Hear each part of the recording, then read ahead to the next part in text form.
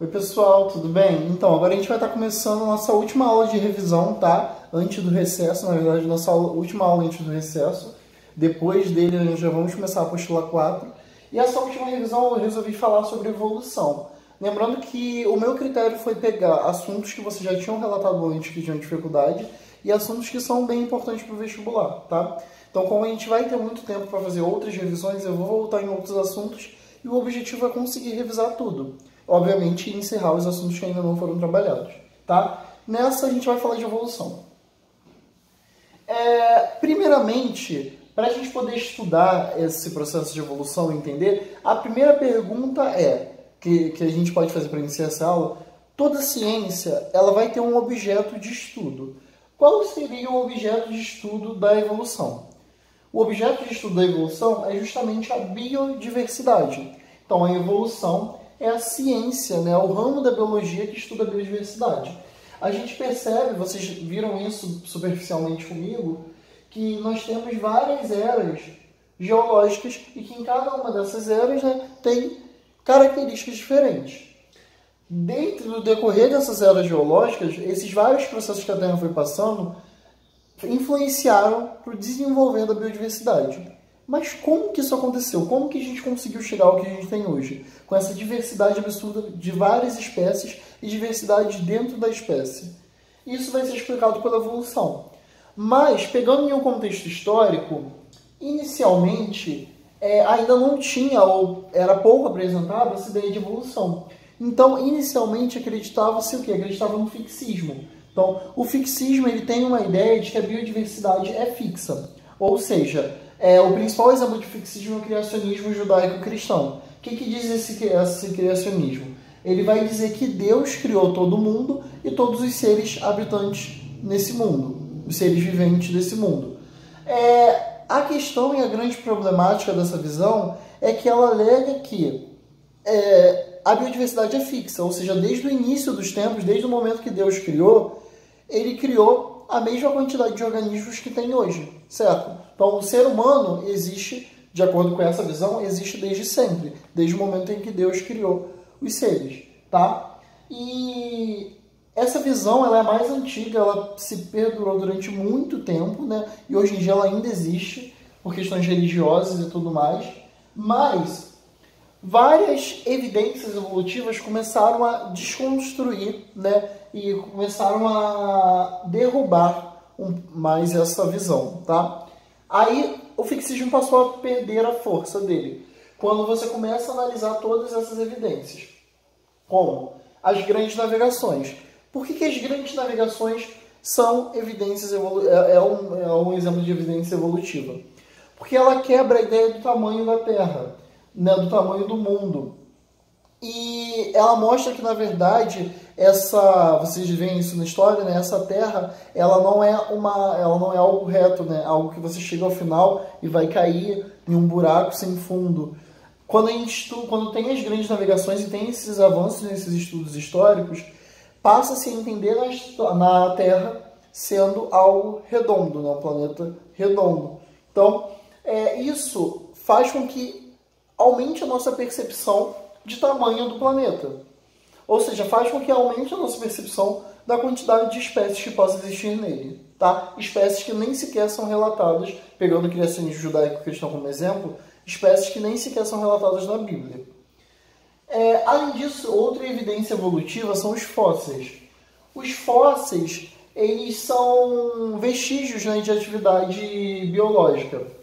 E os fósseis eles são extremamente importantes porque eles vão nos mostrar, né, ele vai dizer pra gente há quanto tempo existiu a vida, né, na Terra. Então, se você pegar um fóssil mais antigo, você consegue, através dos estudos daquele fóssil, você consegue ter uma noção de quantos anos ele tem. Isso também quebra o fixismo, porque mostra que o planeta ele pode existir há muito mais tempo, muito mais do que relata no criacionismo, por exemplo. Tá bem? A geologia também é muito importante, que mostra que a Terra sofre modificações, a Terra não é igual no momento em que criou-se a vida, nos primeiros seres vivos, como é hoje. Vocês viram que a Terra passa por diversas modificações, diversas eras geológicas e evidências anatômicas e fisiológicas. estruturas do nosso corpo, do nosso corpo de diferentes espécies também, que tinham antes, que existem e que perderam a função, ou que passaram a não existir mais. E a gente pode falar do siso, do apêndice, e de outras coisas mais, tá bem?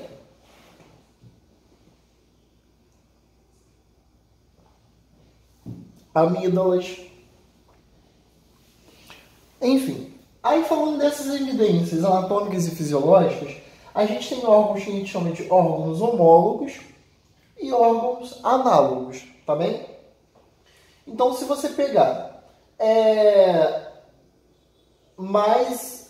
se você pega um órgão que ele se desenvolve de forma totalmente diferente, de forma muito parecida, né, em embriões diferentes, mas em embriões semelhantes, e acabam se desenvolvendo de forma muito parecida, mas que exercem funções muito diferentes, a gente chama isso de órgãos homólogos. Um exemplo seria o golfinho e a asa de uma ave, né? Se você vê, né, essa parte o golfinho, né, que é um mamífero, se você vê essa região dele de nada, que seria entre aspas a nadadeira, né, como se fosse o braço dele, ele vai se desenvolver, né, de um embrião muito semelhante da ave, mas eles exercem funções muito distintas, tá bem? Então a gente diz que eles são órgãos homólogos, tá? Já órgãos que desempenham a mesma função, mesmo que tenham origens muito diferentes, a gente vai chamar de órgãos análogos, como a asa do inseto e a asa da ave, tá? A asa do inseto e a asa da ave, elas exercem a mesma função, bater para permitir que eles possam voar. Mas uma análise embriológica ali, uma análise embrionária, permite dizer e permite visualizar que eles têm uma origem muito distinta um do outro, tá bem? E analisando esses órgãos, analisando essas estruturas, a gente consegue entender um pouco melhor o processo de evolução. Então, órgãos que são pouco aparentados, tá? Como, por exemplo, se você perceber o braço, né, do ser humano, a estrutura do golfinho, ou então o morcego e a ave, esses órgãos que eles têm uma pequena relação ali, mesmo que sejam de espécies diferentes, né, uma ave e um morcego, a gente chama isso de convergência evolutiva, tá bem? Então são esses organismos pouco aparentados que possuem estruturas corporais semelhantes e em função. Então você vê um mamífero e uma ave, né, que são pouco aparentados, eles não se originam do mesmo ramo ali da evolução, tá? Na verdade tem de certa forma uma relação de ancestralidade, né, mas que eles são pouco aparentados, eles vão ter a mesma função nesse órgão, tá bem? Já outras espécies que são muito aparentadas, né? Então você pega aqui mamíferos, vários tipos de mamíferos diferentes, elas podem ter estruturas muito diferentes e exercer funções muito diferentes. Aí não é uma convergência evolutiva. Alguns chamam isso de divergência evolutiva, não é tão comum cair em prova assim. O mais comum é a gente falar que é uma irradiação adaptativa. Então, é a diferença, dentro de um mesmo grupo, dentro dos mamíferos, existe uma diferença muito grande, uma diferença estrutural muito grande ali. Outras evidências são os órgãos vestigiais que eu falei com vocês, né? Então aqui a gente vê o apêndice cecal, né? Que é aquela estrutura que está lá no final do seco do intestino grosso, tá bem? Então aqui tem o intestino grosso e aqui o apêndice de um coelho e aqui do humano, né? Então, são órgãos que estão presentes, que a gente sabe que existe ali, que a gente sabe que teve alguma função anteriormente no passado, mas é que atualmente não exerce mais nenhuma função. Existem evidências moleculares, então com o avanço da biologia molecular, da biotecnologia, a gente compara DNA de diferentes espécies e vê que tem muitas relações entre diferentes DNAs, tá? Em diferentes ensaios. E evidências embriológicas ou evidências embrionárias. Quando você pega para analisar diferentes embriões, você percebe que há uma relação muito grande entre eles, tá? Então, tudo isso também é evidência. A partir dessas evidências surgem as teorias evolutivas ou teorias evolucionistas. A primeira teoria que a gente vai falar foi a teoria desenvolvida por Jean-Baptiste Lamarck, né, que é o lamarckismo. que o lamarckismo vai dizer? São 4 principais vertentes do lamarckismo que vocês precisam lembrar, que são muito importantes. A primeira é o aumento progressivo da complexidade ao longo do tempo. Por muitos anos a gente acreditou nisso, e até hoje em dia a gente fala muito isso, né? O aumento progressivo da complexidade. Sempre o anterior vai ser mais simples e o que vem depois vai ser mais complexo, como se a evolução for dessa ideia de desenvolvimento, né? A gente usa o termo evoluir nesse sentido, né? Como melhorar, como se desenvolver e se complexar, na verdade, ser mais complexo. Mas não necessariamente, gente. Na verdade, a evolução ela não tem um sentido, ela não segue do menos complexo para o mais complexo, ou do mais complexo para o menos complexo, não em forma de regra. Ela vai seguindo ali o que está mais adaptado, tá bem? O movimento interno dos fluidos, então o movimento interno dos fluidos corporais, que ele acreditava que poderia influenciar, né, a ação, né, e a função daqueles órgãos. A lei do uso e desuso, então que ele acreditava que quanto mais você usa determinada estrutura, mais ela se mantém. Se você não usa, você tende a perder. E a herança dos caracteres adquiridos, certo? Então, que esses caracteres eles podem ser adquiridos e vão ser passados ali pela geração. Então, tudo que você usa muito vai se manter e vai ser passado para a próxima geração. O que você não usa não se mantém, então não vai ser passado. Isso de acordo com Lamarck. Então, um exemplo clássico que a gente sempre dá e que cai muito em prova é das girafas. Então, ele acredita. A gente sabe que antigamente existiam girafas de pescoço curto. E hoje em dia não existe mais. Então, há muitos anos existiam essas girafas e hoje em dia não existe mais. Qual é a explicação de Lamarck para isso? É que as girafas tinham pescoço curto antes, mas elas precisavam se alimentar das plantas que estão mais altas, né? Das folhas de árvores que são mais altas. E aí elas passaram a esticar o pescoço. E nisso, no decorrer, no desenvolvimento, de tanto elas esticarem o pescoço, elas conseguiram alcançar essas folhas e aí passou a nascer só árvores de pescoço grande. A gente sabe que isso não está certo, né? Afinal de contas, se for parar para pensar, eu não quero mais comer, quero realizar fotossíntese. Se eu for para o sol todo dia, eu não vou realizar fotossíntese, porque eu não tenho estrutura para isso, certo? Eu não tenho cloroplastos, não tenho clorofila para realizar fotossíntese. Então, essa teoria de Lamarck, ela não está correta. E aí surge uma outra teoria que cai muito no vestibular, né? Que é o darwinismo, que foi proposta por Charles Darwin. Tá? O que Darwin vai dizer? Darwin vai dizer em sua teoria, Darwin na verdade ele era um naturalista, tá? Muito importante para a biologia, muito importante para a ciência. Então, Darwin ele viajou para várias regiões do mundo para poder estudar essa origem das espécies. Então ele era um naturalista e tinha muito interesse em entender como que a gente tinha uma biodiversidade tão grande, né? Qual era a origem dessa biodiversidade?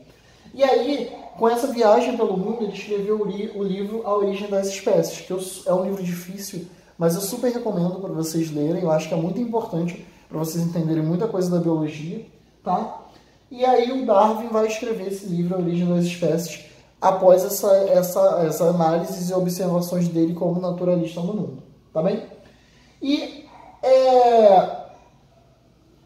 a ideia de Darwin, ela se difere de Lamarck, porque ela, na verdade, o Darwin acredita que todos os organismos, em algum ponto do passado, eles compartilham um ancestral comum, certo?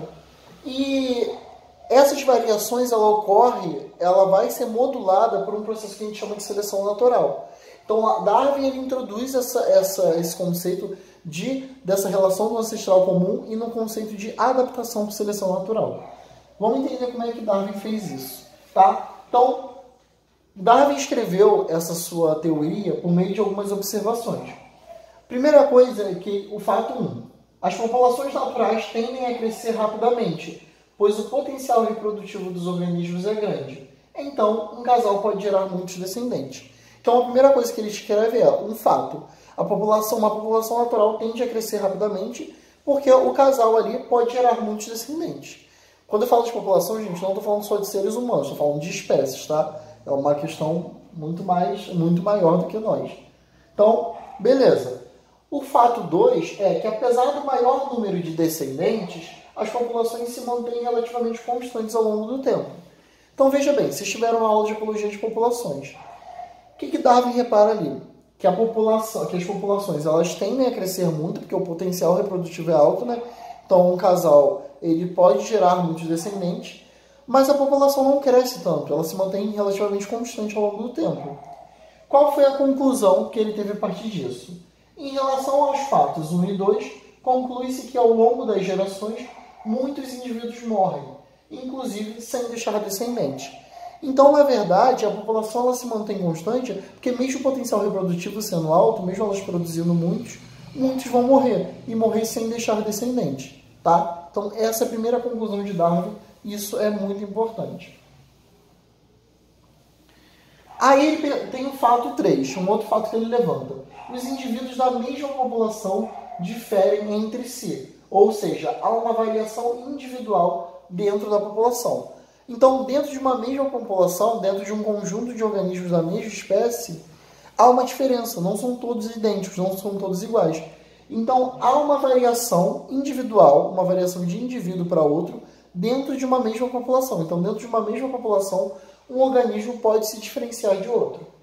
E a conclusão do 2 que ele tira é que a mortalidade que ocorre é baseada nessa variação existente, selecionando os mais adaptados por seleção natural. Ou seja, a evolução é baseada nas diferenças e não ocorre ao acaso.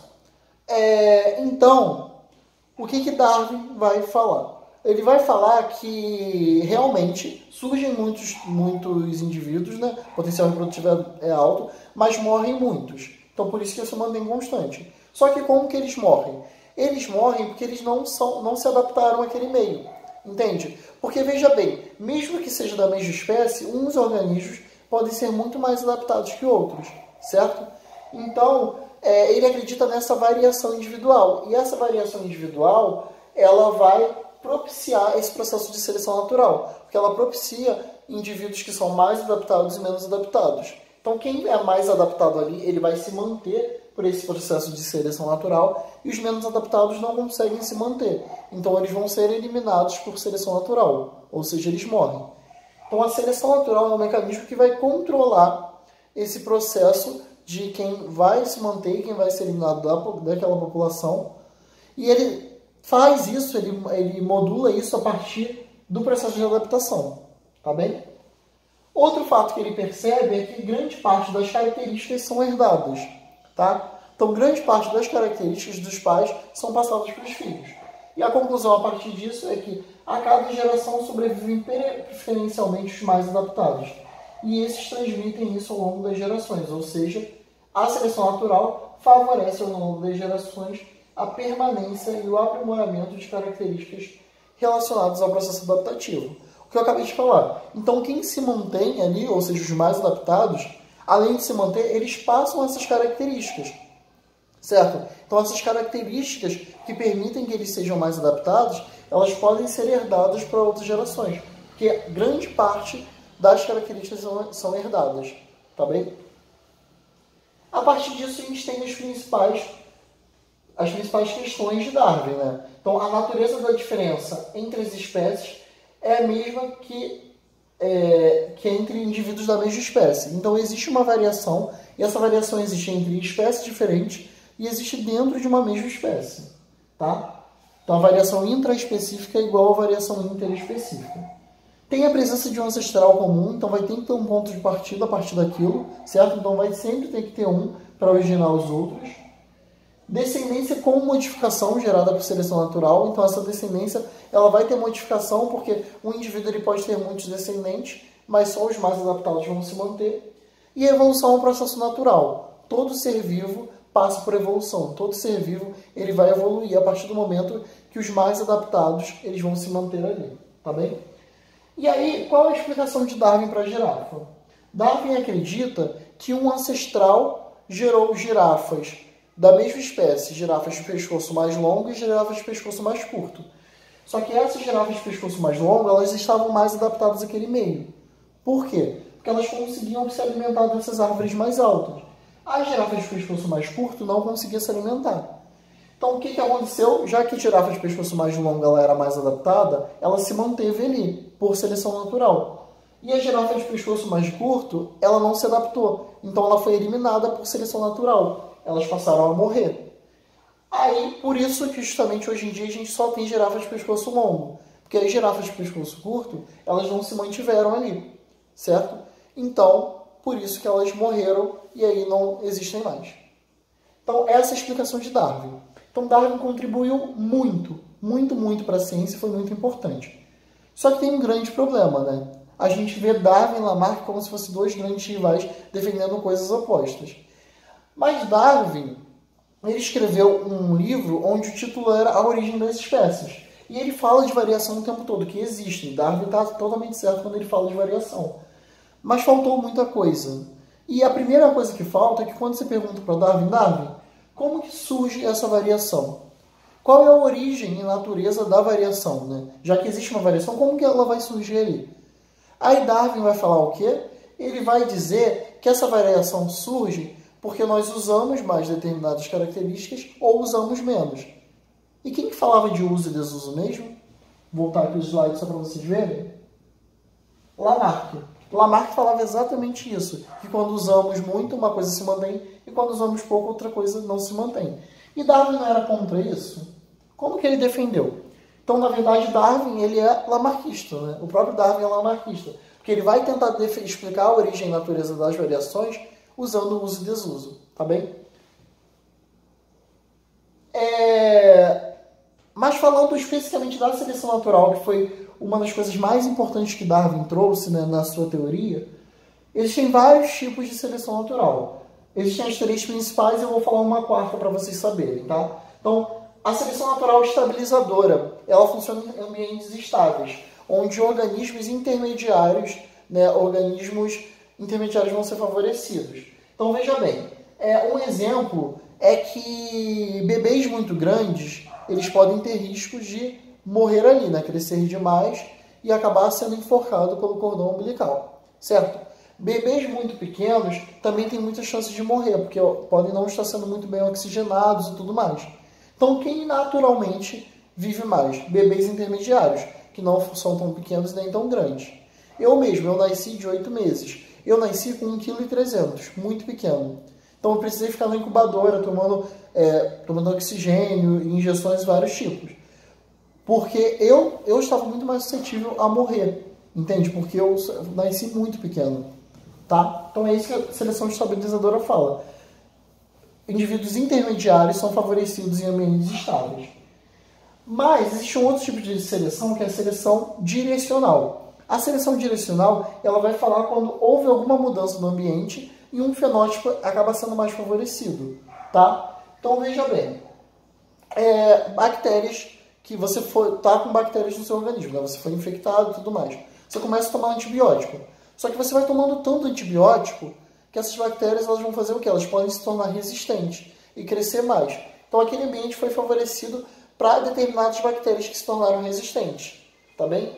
Então, essas bactérias que deveriam morrer, algumas vão morrer então, e outras vão se manter ali porque foram favorecidas por conta daquilo, já que se criaram a resistência a esse antibiótico. Outro tipo de seleção natural é a seleção disruptiva ou disjuntiva, né, como alguns falam. Essa seleção ela vai favorecer os extremos, ela não favorece o meio. Então é o oposto da estabilizadora. Um exemplo é uma população de aves onde elas se alimentam de pássaros que consomem apenas dois tipos de alimentos: sementes duras e larvas escondidas na madeira, tá? Então essa população de pássaros só vai se alimentar das sementes duras e de larvas que são escondidas na madeira. Quem vai estar favorecido ali? Pássaros que têm um bico maior, um bico grande, porque consegue quebrar as sementes duras, e pássaro que tem um bico mais fino, que consegue colocar o bico ali na madeira e puxar. Pássaro que tem o bico intermediário, ele não vai ser favorecido, porque ele não vai conseguir quebrar a semente e não vai conseguir enfiar o bico ali para puxar. Então isso é uma seleção disruptiva, que favorece os extremos, tá bem? E tem um outro tipo de seleção que é uma a mais, né? Tá fora um pouco desse que a gente falou, é a seleção sexual.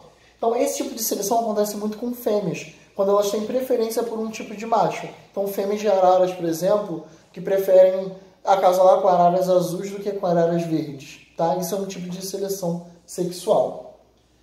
Só para vocês entenderem os três principais tipos. A estabilizadora, ela favorece o meio, né? Que são os intermediários, e aí a tendência é que esses intermediários sobrevivam ao longo do tempo.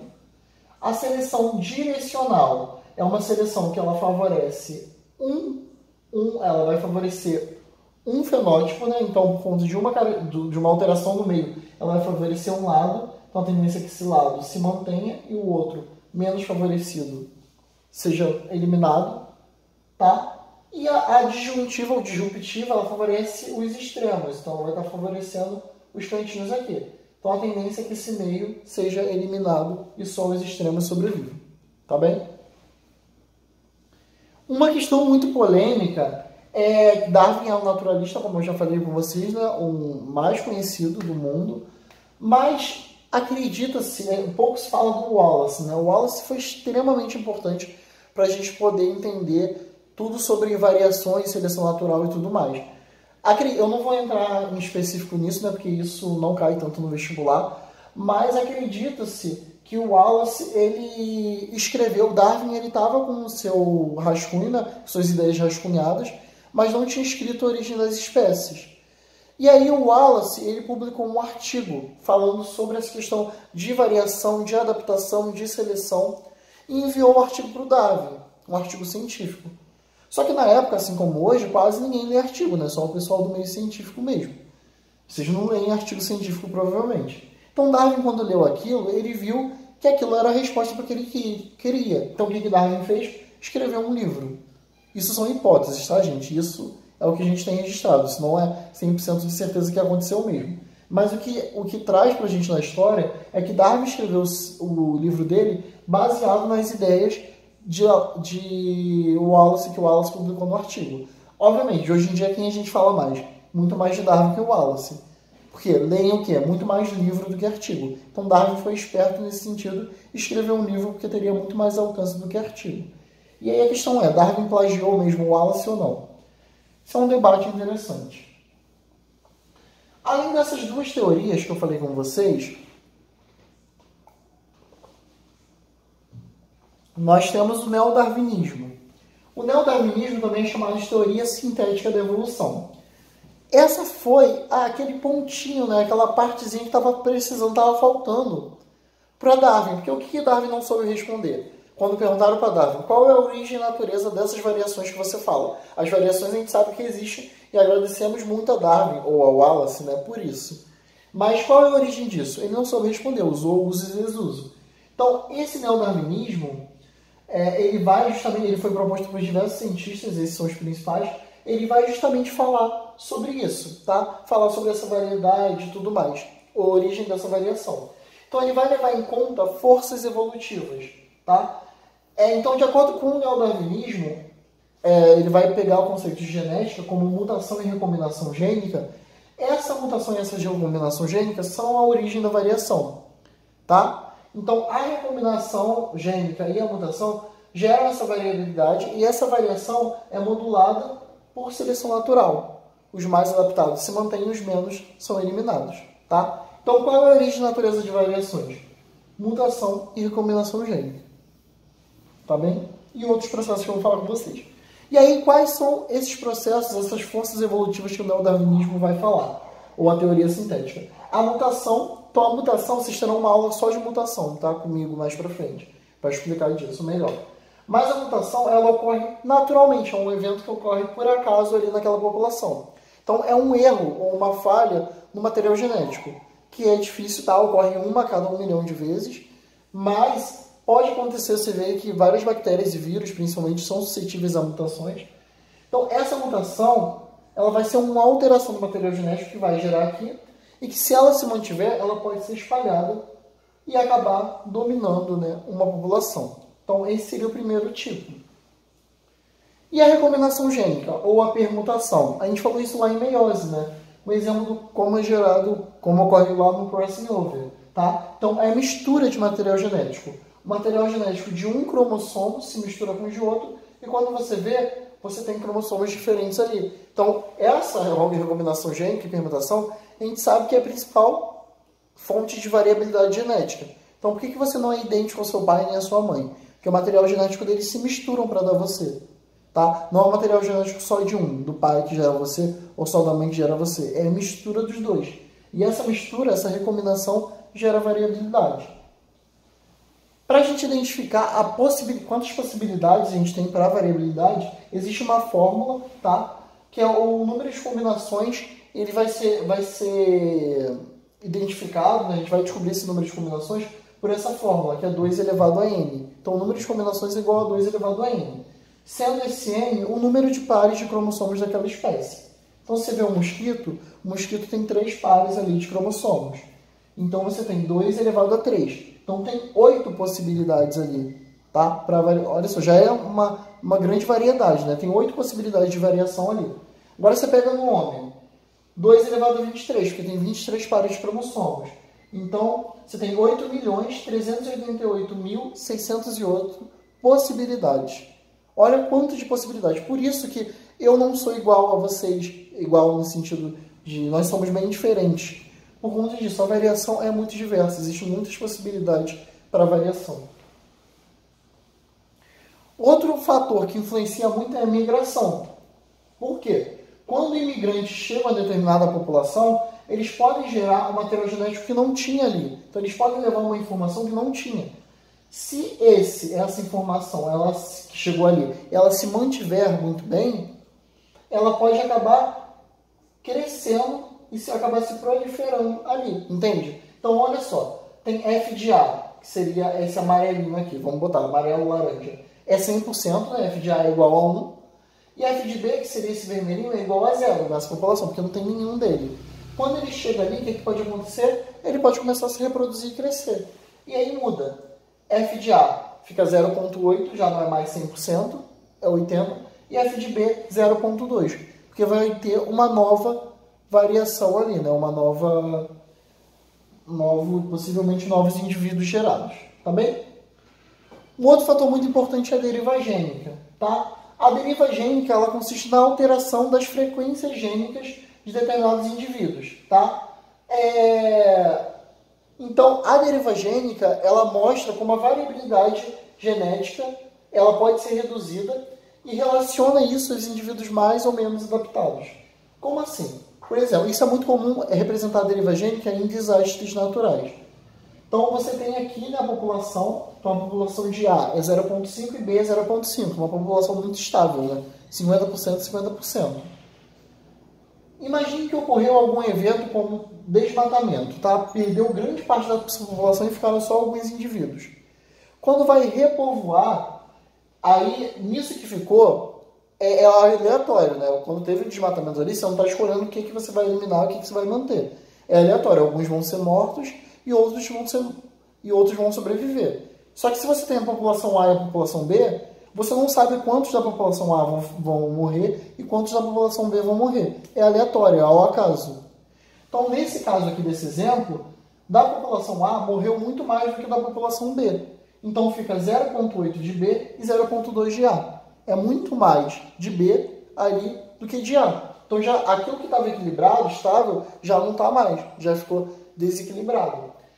E aí, pode acontecer, no caso da deriva, nesses casos pode acontecer de se repovoar e chegar de novo à estabilidade, tá bem? Ou não, tá? Mas a deriva gênica ela fala justamente isso, dessa redução dessa variedade, né, dessa variabilidade por conta desses eventos naturais e que ocorrem por acaso. Tem 2 casos especiais de deriva gênica que é muito importante vocês saberem, que o exemplo é o efeito gargalo, né, que é quando ocorre alguma situação, algum evento ali, onde só alguns indivíduos vão passar a se manter. Então aqui tem um exemplo, a população original é muito diversa, é uma situação que ocorre, né, que seria esse efeito gargalo, e que vai diminuir a frequência gênica. Então a gente faz muito esse experimento em sala, eu até faria com vocês se a gente estivesse tendo aula prática. Você pega a garrafa, bota bolinhas vermelhas e bolinhas verdes, sacode, e você vai jogando ali. Imagine que tem 100 bolinhas da garrafa, só pode tirar 10. Quando você faz isso, você percebe que não vai sair necessariamente 5 vermelhas e 5 verdes. Pode sair, sei lá, 7 verdes e 3 vermelhas. Então, Isso é para exemplificar esse efeito gargalo. Graças a esse evento que está ocorrendo, essa população a frequência dessa população acaba sendo alterada. E tem também o princípio fundador, certo? Que é um caso extremo de deriva, quando uma espécie, tá, que você tem a população onde F de A e F de B. F de A tem muito mais do que F de B. O que pode acontecer? Determinadas espécies elas podem migrar para uma outra região. Então, esse princípio fundador geralmente está na dependência de migração. Quando eles migram para essa determinada região, eles vão começar a povoar ali. Quando eles começam a povoar, pode ocorrer uma alteração, porque F de A, que estava como 0,8, pode descer para 0,25 e F de B ir para 0,75. Porque uma população ela fica muito maior do que a outra por conta desse ambiente. Isso pode acontecer porque essa população B ela pode ser muito mais bem adaptada a esse ambiente do que a esse. Tá bem? Então, por isso ela se desenvolve muito melhor nesse do que nesse. Beleza? Então, aqui está para representar o efeito gargalo, né? Então, a diferença gênica que a gente tem aqui equilibrado uma população azão 0,5 e azinho 0,5. Mas quando você faz esse efeito aleatório, né? Você está selecionando ao acaso ali, isso pode ser alterado. Tá bem? E o princípio fundador quando você tem essa separação ali. A última parte da aula é para falar sobre a especiação, tá? O que é a especiação? Formação de diferentes espécies. O conceito de espécie que a gente tem hoje é um conceito que foi proposto por Ernst Mayr, que ele é extremamente importante para muita coisa da biologia, né, e tudo mais. E esse conceito biológico de espécie que ele traz é que a espécie é um conjunto de indivíduos capazes de cruzar entre si e gerar descendentes férteis, tá? Então aqui você tem diferentes espécies, tá? De um mesmo gênero você pode ter diferentes espécies. Qual o problema desse conceito biológico de espécie? Ele é muito polêmico, porque nem sempre são gerados descendentes férteis. Então, se não é fértil, não é uma espécie, entende? Então, essa questão de conceito de espécie na biologia ainda não está muito certa. Mas Mas o objetivo não é nem tanto falar do conceito de espécie, e sim como são geradas essas espécies. E no processo de especiação, a gente tem 4 principais processos que a gente fala, certo? Então, você tem um ancestral e a partir daí você gera a espécie A e a espécie B, tá? Então, você tem o processo de anagênese, né? Que é esse processo de separação ali, e você tem o processo de cladogênese, que é o processo de construção de cladograma. Isso a gente viu lá na aula de taxonomia, lembra? Para quando você está montando, né, um cladograma a partir de ancestralidade e de relações filogenéticas. A partir disso, você consegue ver os tipos de especiações. Tem uma especiação alopátrica, que é quando forma-se uma barreira geográfica. Então, imagine, tem uma população ali, muito bem, e começa e se formou um rio ali. Tá? Então, a população estava unida, formou um rio. O que aconteceu? Aquela população que estava unida foi separada em lado esquerdo e lado direito. A partir daí, essa população ela vai ter cruzamentos diferentes e pode-se gerar uma nova espécie. Especiação peripátrica, que é quando parte da população ela se desloca para uma área, entra em um novo habitat, e aí ela fica nesse novo habitat isolado, né, podendo ter uma nova variação, porque o cruzamento ali vai ser direcionado, e ela volta para aquela outra população trazendo essa variação. Quando ela traz essa variação, ela traz uma coisa que não tinha naquela população inicial. E isso pode gerar uma nova espécie. Tem a especiação parapátrica também, que é quando essa espécie que está ali dentro, a peripátrica e a parapátrica são muito próximas. Às vezes cai até da mesma forma no vestibular. A parapátrica é quando essa população ela sai, mas ela não vai para o ambiente isolado. Ela vai para o ambiente adjacente, um habitat adjacente ali próximo. E aí, o que ela faz? Assim como na peripátrica, ela leva essa variação ali, tá? Para aquele ambiente. Então, quando ela leva essa variação, pode acabar gerando uma nova espécie, porque essa variação não estava ali anteriormente. E a especiação simpátrica, que é a mais difícil, essa última vocês só vão entender bem quando vocês estudarem genética, que ela diz que a especiação ela ocorre dentro da própria população. Então, isso ocorre por uma mudança genética. E aí tem o que eu falei com vocês, de mutação, de eventos aleatórios e tudo tudo mais. Então, dentro dessa população ocorre essa variação, e essa variação ela acaba crescendo de tal forma a ponto de poder influenciar a geração de uma nova espécie, tá? Então, aqui só para representar a especiação alopátrica, então começou a formar, esse rio começou a ser separado por essa barreira, então os indivíduos vão ser separados e vão ser forçados a cruzar com aquele grupo ali. E aí pode acabar gerando espécies diferentes. Isso é uma especiação alopátrica. Então, qual a principal característica da especiação alopátrica?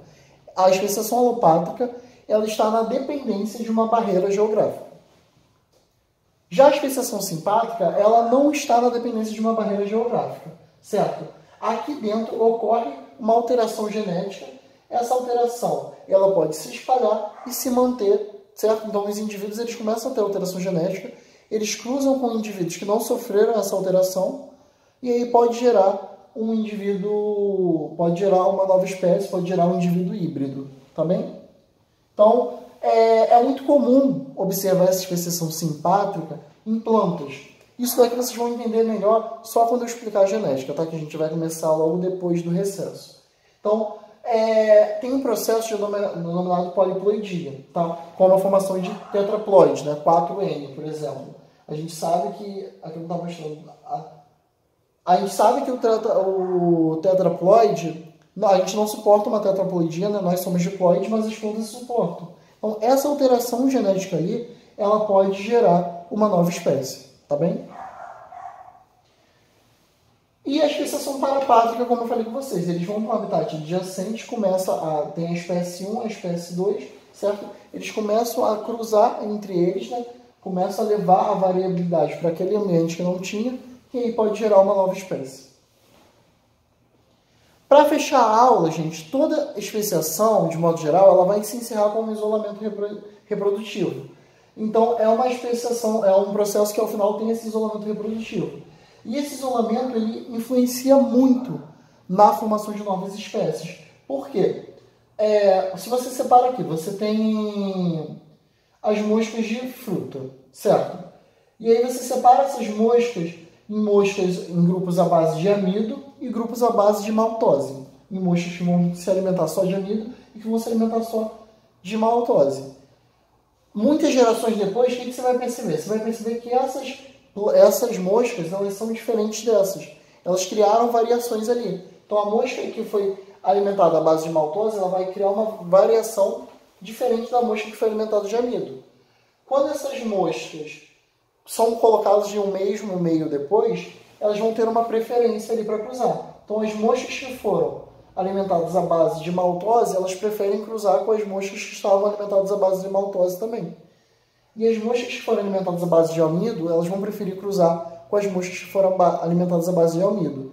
Então, esse isolamento reprodutivo, isso é muito importante para o vestibular, ele mostra isso, que o isolamento faz com que desenvolva essa preferência entre esses indivíduos.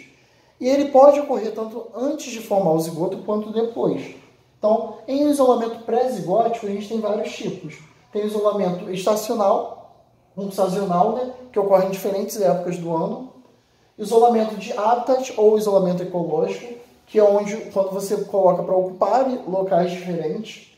Tem o isolamento mecânico, que a diferença está nos órgãos genitais, no processo de reprodução e tudo mais. O isolamento gamético, que impede fisiologicamente a sobrevivência dos gametas masculinos lá no aparelho genital da mulher, no aparelho genital feminino, né? No aparelho genital da fêmea. Tem o isolamento etológico, né? Que envolve a percepção e produção de estímulos através da atração de parceiros sexuais, tá bom? Então, o estímulo que vai estar atraindo um determinado parceiro ou está repelindo outro parceiro. Tá? Então, todos esses isolamentos ocorrem antes de formar o zigoto e estimula a formação desse zigoto ali. E tem também o isolamento pós-zigótico, né? Que aí você tem a mortalidade do zigoto. Então, o zigoto formado ali, né, após a fecundação, ele não sobrevive. Inviabilidade do híbrido, né? Os zigotos, eles são formados, e apesar de serem férteis, eles têm uma baixa adaptabilidade, tá? E aí eles morrem no estágio reprodutivo, então não conseguem passar essa informação.